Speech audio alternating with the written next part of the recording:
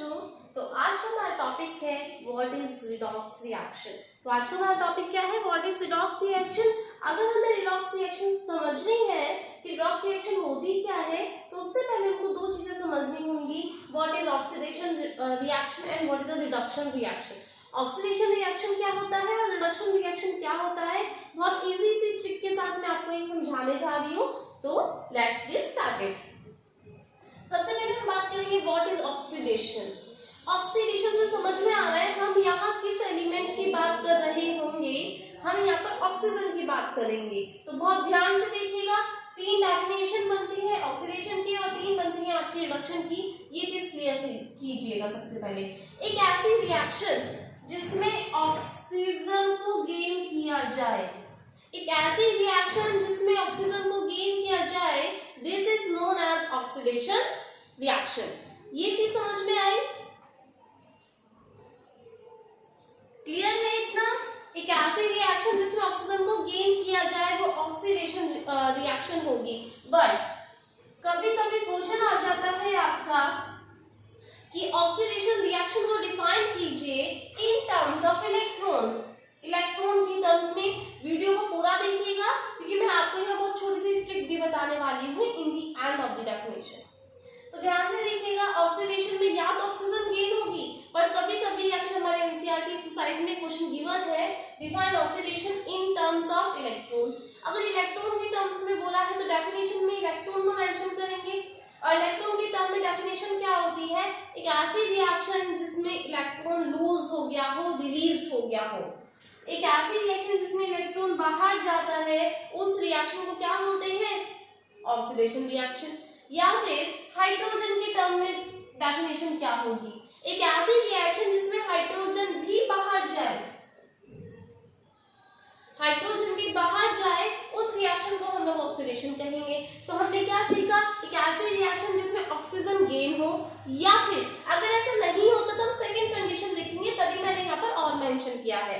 अगर ऐसा नहीं हो रहा तो हम लोग क्या मेंशन करेंगे? और, या फिर इलेक्ट्रॉन बाहर जाए या फिर हाइड्रोजन भी बाहर जाए। ऑक्सीजन गेन होगा, हाइड्रोजन और हाइड्रोजन एंड इलेक्ट्रॉन दोनों सेम ही डायरेक्शन में वर्क करेंगे। देखिए कैसे आप लोग याद कर सकते हो। He अगर इलेक्ट्रॉन बाहर जा रहा है तो आपका हाइड्रोजन भी बाहर जाएगा, और अगर दोनों ही बाहर जा रहे हैं तो ऑक्सीजन अंदर आएगा। क्लियर? अब देखिए इसी का बिल्कुल वाइस वर्सा डेफिनेशन है। इसमें क्या था? एक ऐसी रिएक्शन जिसमें ऑक्सीजन गेन होती है, बट ये क्या है? रिडक्शन क्या होता है? एक ऐसी रिएक्शन जिसमें ऑक्सीजन रिलीज्ड हो जाए। क्लियर? एक ऐसी रिएक्शन जिसमें ऑक्सीजन रिलीज्ड हो जाए, या फिर इलेक्ट्रॉन गेन हो जाए, या फिर हाइड्रोजन गेन हो जाए। तो अब ध्यान से देखिएगा, इलेक्ट्रॉन और हाइड्रोजन एक ही डायरेक्शन में काम करते हैं। अगर एक गेन हो रहा है तो दूसरा भी गेन होगा, अगर एक रिलीज हो रहा है तो दूसरा भी रिलीज होगा, और ऑक्सीजन इनके अपोजिट काम करती है। अगर हाइड्रोजन गेन हो रहा है तो ऑक्सीजन बाहर जाएगी। क्लियर? ऑक्सीडेशन और रिडक्शन क्लियर। रिडक्शन को एक बार रिवाइज करते हैं। एक ऐसी रिएक्शन जिसमें ऑक्सीजन बाहर जाए, या फिर इलेक्ट्रॉन अंदर आए, या फिर हाइड्रोजन भी अंदर आए, उस रिएक्शन को रिडक्शन रिएक्शन बोलते हैं। और जिसमें उसका वाइस वर्सा हो वो हमारी ऑक्सीडेशन रिएक्शन। ये क्लियर? और ये आप लर्न कर सकते हो He से, यानी जिस डायरेक्शन में हाइड्रोजन काम करेगा उसी डायरेक्शन में आपका इलेक्ट्रॉन भी काम करेगा। अब इनका एग्जांपल ये बड़ा इंपॉर्टेंट है क्योंकि यहाँ से क्वेश्चन बहुत ज्यादा बनते हैं। कभी भी आपको जो भी आंसर लिखना होगा वो हमारे हमेशा रिएक्टेंट के साइड के होंगे, प्रोडक्ट के साइड के कभी भी नहीं होते हैं। ध्यान दीजिए, यहाँ हाइड्रोजन के पास क्या ऑक्सीजन है? नहीं है, बट प्रोडक्ट की साइड हाइड्रोजन के पास ऑक्सीजन है। इसका मतलब क्या है कि हाइड्रोजन ने ऑक्सीजन को गेन किया है? नहीं किया। ऑफ कोर्स ऑक्सीजन को गेन कर लिया, और अगर ऑक्सीजन को गेन करा है तो वो कौन सी रिएक्शन है? ऑक्सीडेशन।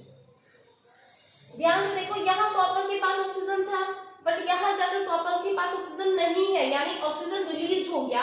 और अगर ऑक्सीजन रिलीज हो जाता है, this is the example of reduction. ये चीज क्लियर? वो आपसे यहाँ पर ये पूछेगा कि बताइए किसका ऑक्सीडेशन हो रहा है और किसका रिडक्शन हो रहा है। तो इसको बहुत ध्यान से देखिएगा। ऑक्सीडेशन किसका हो रहा है? आप बिल्कुल ये नहीं बोलेंगे H2O का, क्योंकि जब भी आंसर आते हैं तो आंसर हमारे किस साइड के होते हैं? हमेशा लेफ्ट हैंड साइड के। लेफ्ट हैंड साइड यानी कौन है? ये रिएक्टेंट। ये चीज तो याद रख लीजिएगा, कभी भी वो ऑक्सीडेशन पूछे या कभी भी वो रिडक्शन पूछे तो वो प्रोडक्ट की साइड के आंसर कभी नहीं हो सकते। तो कौन है, किसका हो रहा है ऑक्सीडेशन? H2 का। भाई H2 ने तो ऑक्सीजन को गेन करा है तो H2 का हो रहा है। रिडक्शन किसका हो रहा है?